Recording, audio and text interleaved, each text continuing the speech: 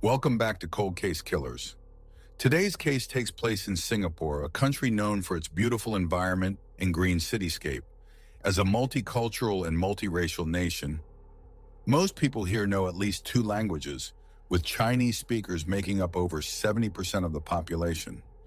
The main character of the story is Zhang Weiling, also known by her English name, Felicia, a 19-year-old Chinese student living in Singapore. Weiling was a first-year student attending LaSalle College of the Arts, a private art school located in the heart of Singapore. Standing at 1.69 meters tall with long, straight black hair, Weiling stood out in a crowd not only for her appearance, but also for her cheerful, outgoing personality and her love for making friends. Besides studying, she also worked part-time at a bar in Clarke Quay to earn extra income.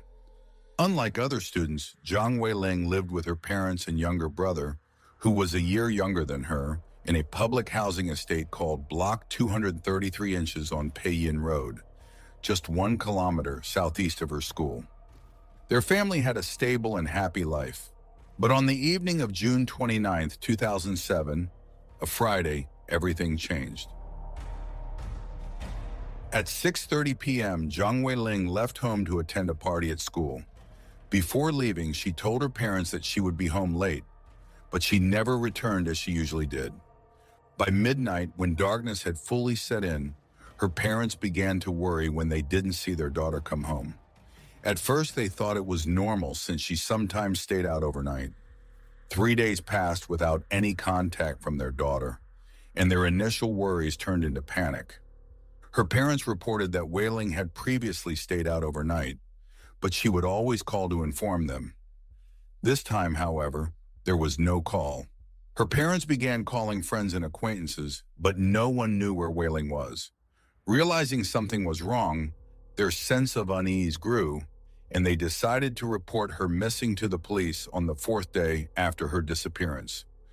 Upon receiving the report, the police quickly launched an investigation into the mysterious disappearance of the young woman.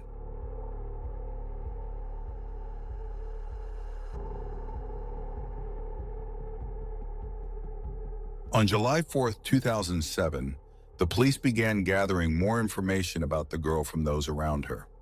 Her parents mentioned that when she left, she took her favorite white backpack, which contained a laptop and a camera, and she planned to attend a party hosted by her former school club. Additionally, there was a valuable clue. According to her classmates, after the party ended, Weiling left with 2 male students.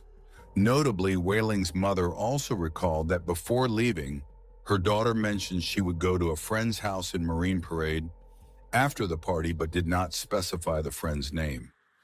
Based on this information, the police immediately went to the friend's house in Marine Parade. The building's surveillance footage revealed that Zhang Weiling, along with 2 men, entered the elevator and got off on the 10th floor. When asked if she knew who the 2 men were, Weiling's mother said she did not. Believing these 2 individuals could be crucial to uncovering the reason behind Zhang Weiling's disappearance, the police quickly identified them as Daniel and Rajiv, both classmates of Weiling. The house at number 19 Marine Parade belonged to Rajiv.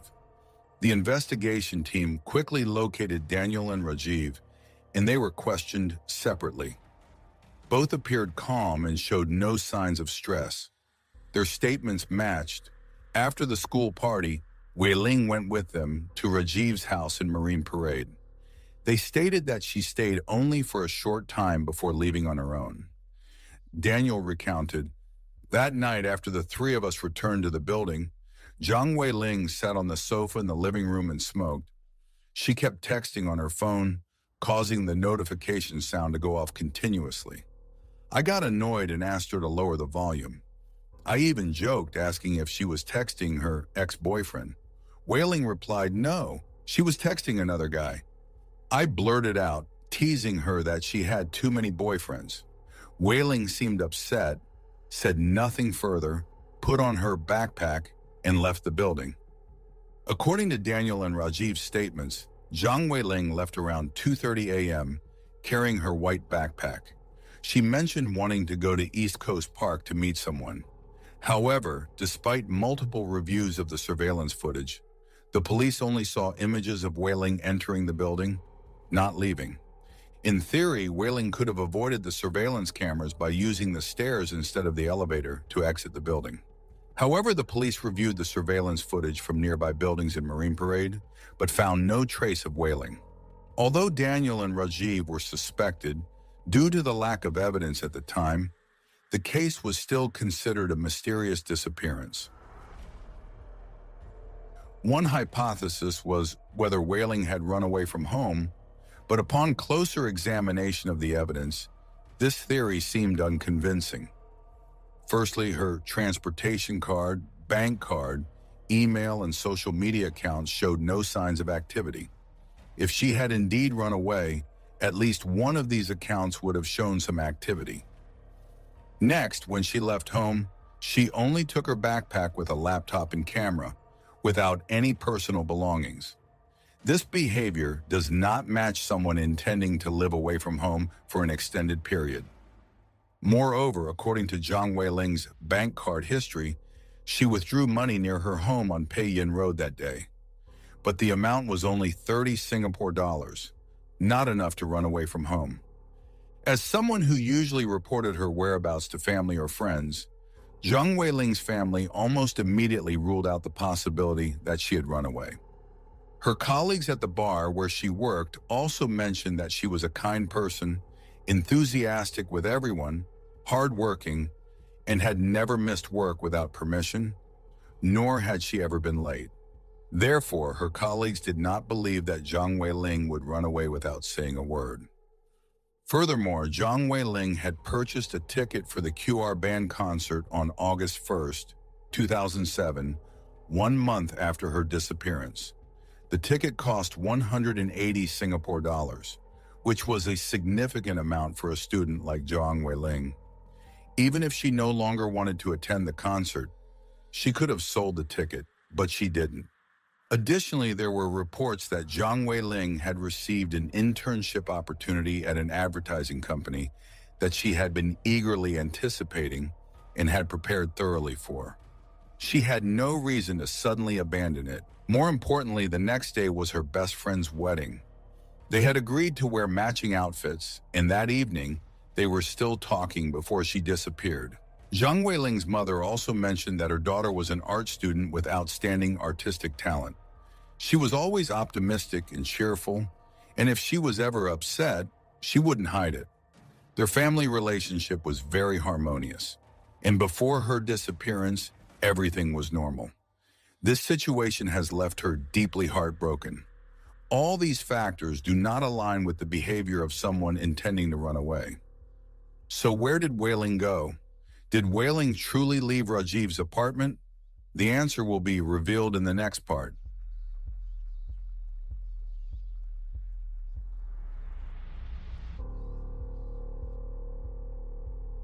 When the police made no progress in the investigation, Zhang Weiling's family organized their own search for her.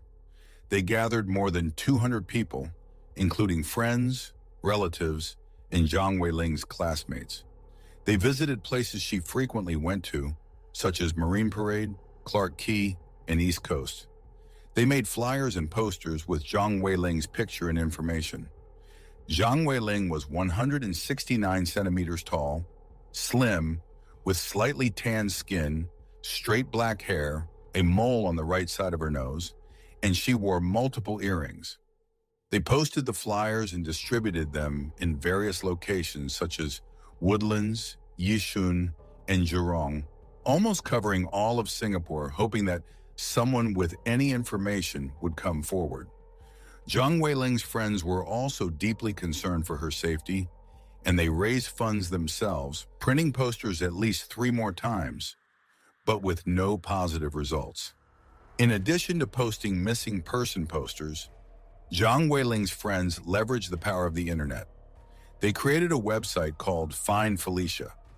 On the website, people left comments, shared more photos of Zhang Weiling, and offered their support. However, one comment suggested that Zhang Weiling had failed her exams, was too ashamed to return home, and had been drunk for several days. The phone number left in the comment was unreachable. Zhang Weiling's friends immediately dismissed this information as a malicious joke by someone. Zhang Weiling's parents feared that their daughter had been abducted and taken to Malaysia, as the Johor Strait is very close to Malaysia, and cases of human trafficking were common in the area. Because of this, they went to Johor Bahru across the strait in Malaysia, carrying flyers with their daughter's information on the streets, asking anyone they met if they had seen her. However, after several months, there were still no results. Sometime later, Zhang Weiling's parents turned to an organization called Crime Library, which specializes in helping to find missing persons. The organization was founded by Chen Jingyun. Chen Jingyun had previously been a police officer in Singapore, but he felt his abilities were not fully utilized. So he later opened an environmental company. In 1996, a tragic event occurred when his cousin was murdered in the Philippines, leading him to start posting unsolved cases online for the public to help solve. After Zhang Weiling's parents sought help from Crime Library, the organization mobilized nearly 300 volunteers to assist in the search. Every weekend, they posted missing person posters on the streets. In November 2007, one of her friends continued to monitor Zhang Weiling's situation by regularly checking her social media accounts. One day, this friend accidentally discovered that Zhang Weiling had logged into her social media account. The friend reported this to the police, but it did not lead to any significant breakthroughs. As for Zhang Weiling's parents, holding on to the hope that one day their daughter would return home, they did not move out of their old house for more than 10 years after her disappearance, fearing that if they moved, their daughter wouldn't be able to find them. During this period, the police continued to investigate the case, monitoring Zhang Weiling's social media accounts, emails, and immigration records. But the case remained unsolved and became a cold case.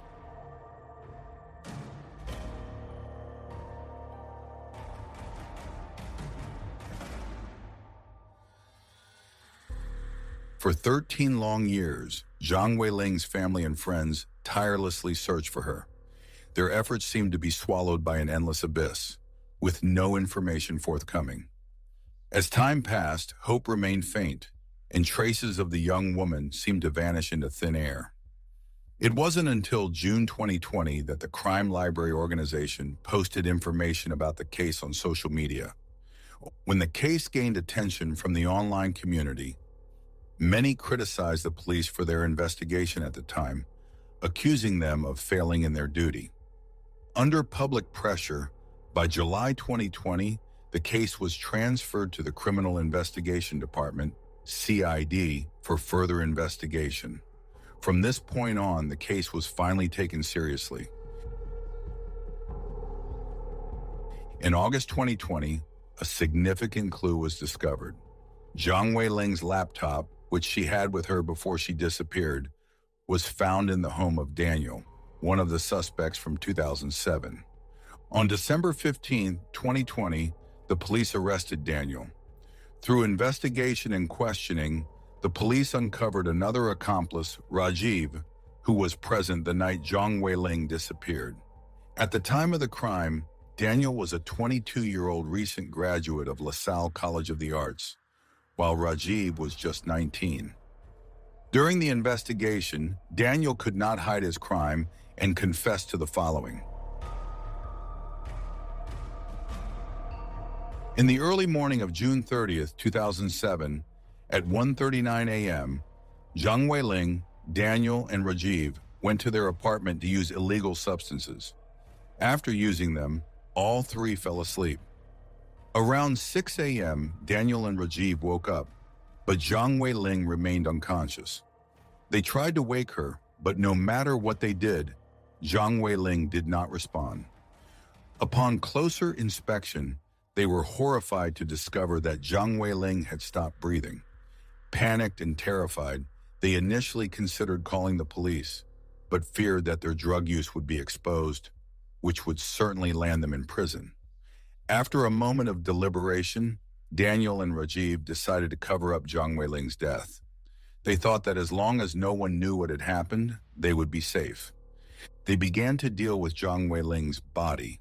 First, they hid her between two beds, then thoroughly cleaned the room to erase any evidence that she had been there. Once they were done, they checked the clock and saw that it was 7:20 a.m. To create a false trail, they took Zhang Weiling's phone to East Coast Park and left it there to make it appear as if she had gone to the park. After returning home, they devised a detailed plan, knowing they couldn't keep Zhang Weiling's body in the apartment indefinitely. That evening, after discussing the situation, they went to a nearby store and purchased some tools. Upon returning, they wrapped Zhang Weiling's body in a blanket, placed it in a cardboard box, and sealed it with tape. Aware that the elevator lobby had surveillance cameras, they used the stairs to avoid being recorded. Thus, in the middle of the night, the two carried the box down from the 10th floor without being noticed. They then called a taxi and transported the box to the Punggol area in the northeast. There, they found a secluded spot, dug a hole, placed the box containing the body in the hole, poured gasoline on it, and set it on fire. After the flames died down, they filled the hole. Because the location was so remote and it was late at night, no one witnessed their actions.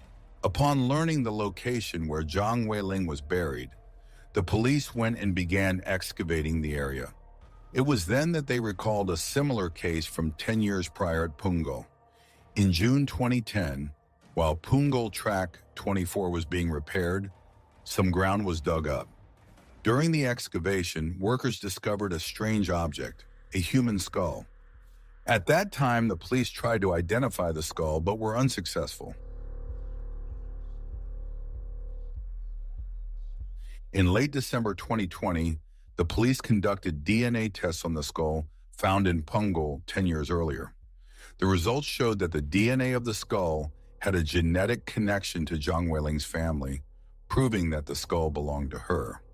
Although excavation efforts were intensified to find the remaining parts of Zhang Weiling, after more than a decade, the exact location had faded from memory, and they found nothing.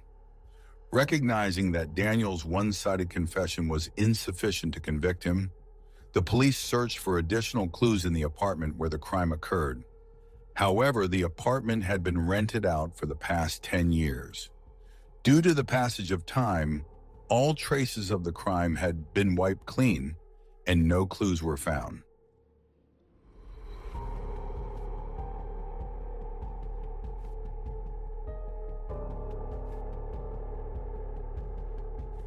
All efforts by the investigation team seemed to lead to a dead end. In June 2022, due to insufficient evidence to convict Daniel of murder, he was sentenced to only 26 months in prison on lesser charges, including concealing Weiling's body, misappropriating her belongings, fabricating false evidence, and providing false information to the police. Meanwhile, the suspect Rajiv, believed to be Daniel's accomplice, fled to Indonesia and lived freely, escaping any responsibility for the crime. The inability of the authorities to apprehend Rajiv and the lack of evidence to convict Daniel left the victim's family in deep pain and with a sense of injustice. Many have criticized the police's handling of the investigation, and here are some of the opinions I've gathered. The attitude of the Singapore police in handling this case is truly condemnable. The last place where the victim was seen was at the home of the two suspects, and they were the primary suspects. But the Singapore police didn't thoroughly investigate. The victim's belongings were still with the suspect 13 years later. Is it because the suspect was too foolish, or is he mocking the incompetence of the police? That morning, the two suspects went to a hardware store to buy tools and a large cardboard box. If the police had conducted careful interrogations at that time and expanded their investigation to the last place the victim was seen, as well as the surrounding households and businesses, this case wouldn't have had to wait so long for a resolution. To this day, the truth about Weiling's death remains unclear, and the perpetrator has yet to be brought to justice. It is unimaginable the pain that Zhang Weiling's parents have had to endure, losing their child and living in a state of despair and insecurity, constantly seeking the truth about their daughter's mysterious disappearance. They continue to hope that one day justice will be served and that Weiling's death will no longer be a heartbreaking mystery.